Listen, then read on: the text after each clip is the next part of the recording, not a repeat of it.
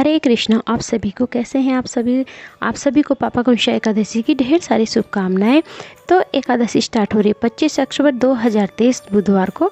पापा कुंशा एकादशी व्रत उपवास पारण विधि अगले दिन शुरू 7:58 से पहले आप लोग को एकादशी का पारण करना होगा। तो चलिए ज़्यादा देर न करते हुए हम सुन लेते हैं पापा कुंशा एकादशी की कथा। श्री युधिष्ठिर जी बोले कि हे भगवान, आश्विन मास के शुक्ल पक्ष की एकादशी का क्या नाम है तथा इस व्रत के करने से कौन कौन से फल मिलते हैं, सो कृपा पूर्वक कहिए। तब श्री कृष्ण भगवान जी बोले कि हे राजन, आश्विन माह के शुक्ल पक्ष की एकादशी का नाम पापा कुंशा है। इसके व्रत करने से सारे पाप दूर हो जाते हैं। इस एकादशी के दिन मन वांछित फल की प्राप्ति भी होती है। श्री विष्णु भगवान की पूजा करनी चाहिए। उस दिन पूजा के द्वारा मनुष्य को स्वर्गलोक की प्राप्ति होती है। जो मनुष्य कठिन तपस्या द्वारा फल प्राप्त करते हैं वह फल इस एकादशी के क्षीर सागर में शेषनाग पर शयन करने वाले विष्णु भगवान को नमस्कार करने से मिल जाता है और मनुष्य को यम के दुख नहीं भोगने पड़ते हैं। जो मनुष्य शंख चक्रधारी विष्णु की शरण में जाता है उसे यम की यातनाएं नहीं मिलती हैं। जो मनुष्य अनायास ही इस एकादशी के व्रत को करते हैं उन्हें यम के दुख नहीं मिलते। जो विष्णु भक्त शिव जी की निंदा करते हैं या जो विष्णु भक्त भगवान की निंदा करते हैं वे दोनों नरक को जाते हैं। 1000 अश्वमेध यज्ञ और 100 राजसूय यज्ञ का फल इस एकादशी के व्रत के फल के 16वें हिस्से के बराबर भी नहीं होता है। अर्थात एकादशी व्रत के समान संसार में अन्य कोई व्रत भी नहीं है। जो मनुष्य इस एकादशी का व्रत नहीं करते उन्हें पाप घेरे रहते हैं। यदि कोई मनुष्य इस एकादशी का उपवास करता है तो उसे यमराज के दर्शन बिल्कुल नहीं होते। इस एकादशी व्रत से मनुष्य को स्वस्थ और सुंदर स्त्री तथा धन धान्य मिलता है तथा अंत में स्वर्ग की प्राप्ति होती है। जो मनुष्य इस एकादशी व्रत में रात्रि को जागरण करते हैं उन्हें बिना किसी के रोके स्वर्ग मिल जाता है। जो इस एकादशी व्रत को करते हैं उनके मातृ पक्ष के 10 पुरुष, पितृ पक्ष के 10 पुरुष और स्त्री पक्ष के 10 पुरुष विष्णु का रूप धारण करके तथा सुंदर आभूषणों से युक्त गरुड़ पर सवार होकर विष्णु लोक को जाते हैं। जो मनुष्य आश्विन मास के शुक्ल पक्ष की पापा कुंशा एकादशी का विधि पूर्वक व्रत करते हैं उन्हें परलोक मिलता है।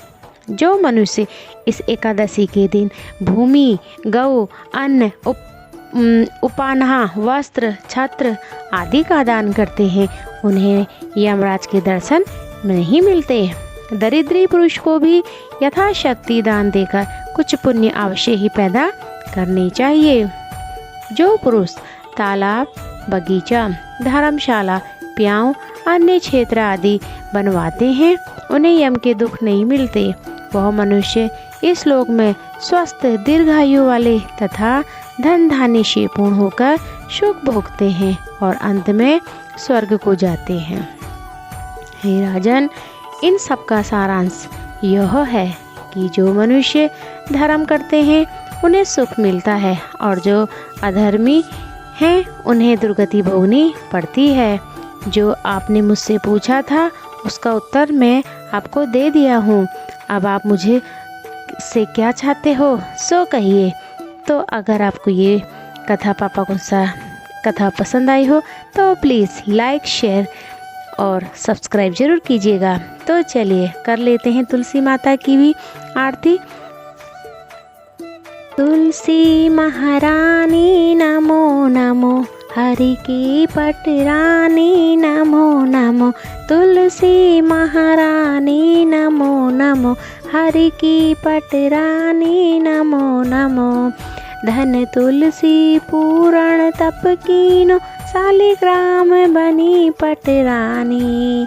जाके पत्र मंजरी कोमल, श्रीपति कमल चरण लपटानी। धूप दीप नैवेद्य आरती, पुष्पन की वर्षा वर्षानी। 56 भोग 36 व्यंजन, बिन तुलसी हरि एक नमा। तुलसी महारानी नमो नमो, हरि की पटरानी नमो नमो। धूप दीप नैवेद्य आरती पुष्पन की वर्षा बरसाने 56 भोग 36 जन बिन तुलसी हरि एक न माने। सभी सखी मैया तेरी यस गावे सभी सखियन मैया तेरी यस गावे। भक्ति दान दीजो महारानी भक्ति दान दीजो महारानी। नमो नमो तुलसी महारानी नमो नमः। तुलसी महारानी नमो नमः।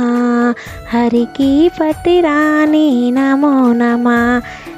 तो अगर आपको ये तुलसी महारानी जी का भी आरती पसंद आई हो तो प्लीज़ ज़रूर से वीडियो को लाइक कमेंट शेयर ज़रूर कीजिएगा। और इससे बहुत पुण्य की प्राप्ति होती है, क्योंकि आपके थ्रू भेजी हुई आरती एंड कथा दूसरे लोगों को भी सुनने का मौका मिलेगा और आपको पापों से मुक्त होंगे और आपको घर में खुशहाली आएगी और लक्ष्मीनारायण भगवान जी आपके घर में बहुत खुशहाली बरतेंगे। और अपना ख्याल रखिए, स्वस्थ रहिए एंड मस्त रहिए।